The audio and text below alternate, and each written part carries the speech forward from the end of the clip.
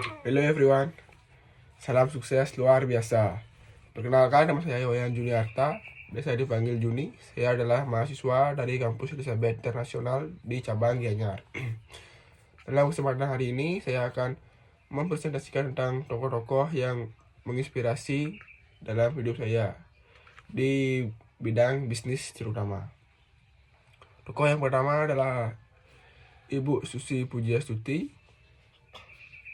Ibu Susi Pujiastuti lahir pada 15 Januari 1965 di Pangandaran, Jawa Barat dari pasangan Haji Ahmad Karlan dan Hajah Suh Lasminah.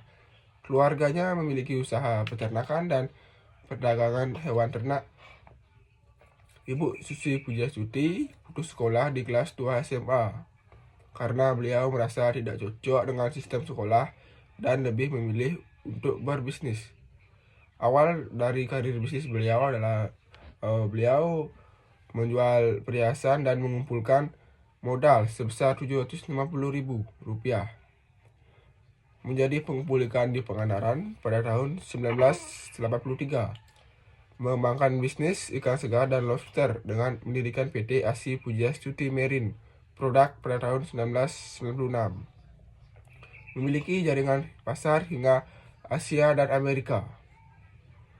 Pengembangan bisnis aviasi beliau mendirikan PT ASI Pujiastuti Aviation pada tahun 2004 dengan bantuan pinjaman dari Bank Mandiri sebesar Rp47 miliar.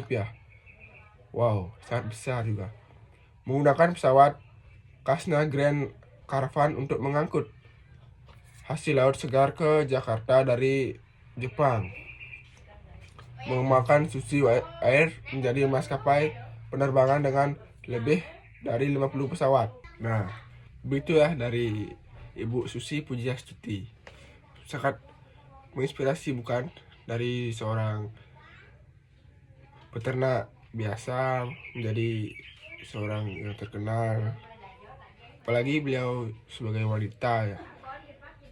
Beliau sudah sukses sebagai wanita seperti itu. Dan tokoh selanjutnya adalah Bapak Sandiaga Uno. Bapak Sandiaga Uno adalah seorang wirausahawan dan politisi Indonesia yang lahir di Rumbai, Pekanbaru, Riau. Ia memiliki darah Bugis Gorontalo dari ayahnya dan Jawa dari ibunya. Berikut adalah beberapa fakta penting tentang hidup dan karir Bapak Sandiaga Uno yang akan saya jelaskan sekarang. Karir bisnis Bapak Sandiaga Uno. Memulai usahanya setelah menjadi pengangguran ketika perusahaan yang mempekerjakannya bangkrut. Ia kemudian mendirikan perusahaan penyelesaian keuangan PT Capital Advisor bersama teman SMA-nya. Ia juga mendirikan perusahaan investasi bernama PT Saratoga Investama Sedaya bersama Edwin Soruyatja. Perusahaan ini sukses dan telah mengambil alih beberapa perusahaan lain. Sangat hebat. Karir politik dari Bapak Sandiaga Uno. Selain juga pintar berwirausaha, beliau juga mendalami dalam bidang politik.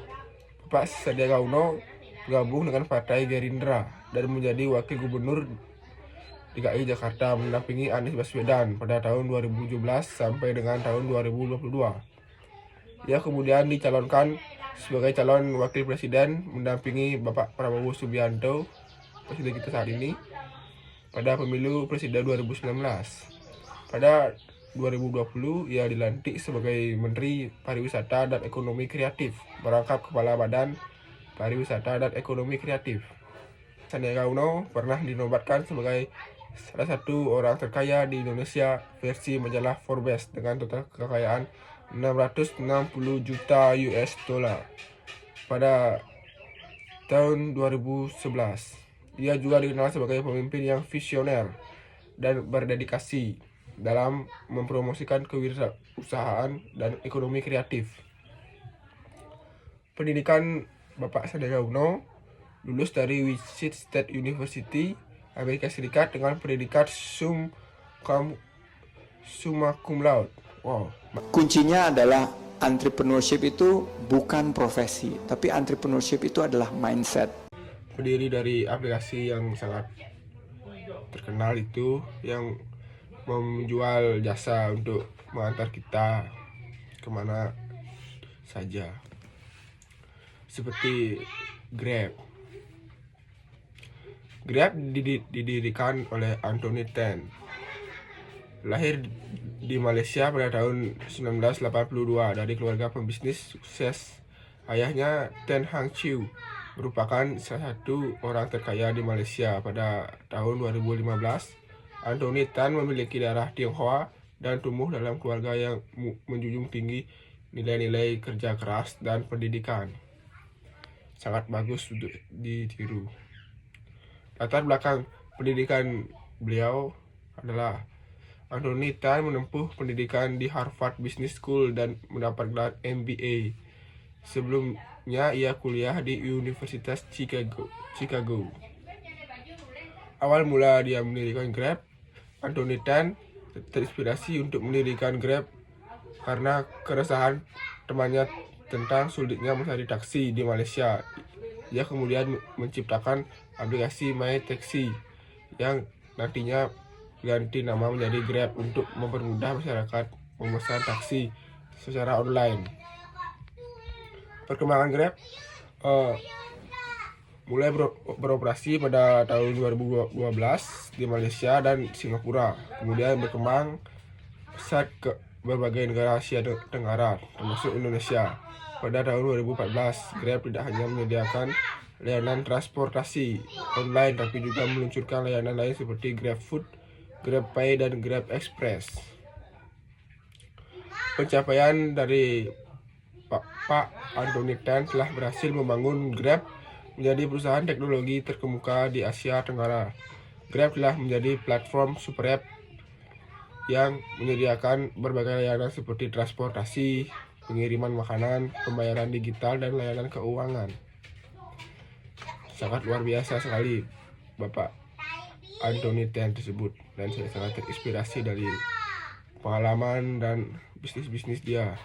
Dari hanya ingin yang terinspirasi dari temannya yang kesusahan untuk cari taksi online, sampai dia memiliki ide untuk membuat aplikasi atau jasa pengantar online, atau lebih dikenal pada saat ini adalah Grab.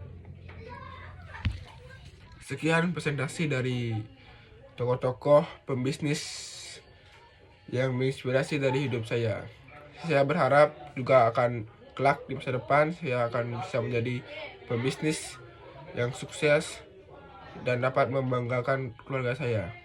Sekian dan terima kasih. Sukses luar biasa.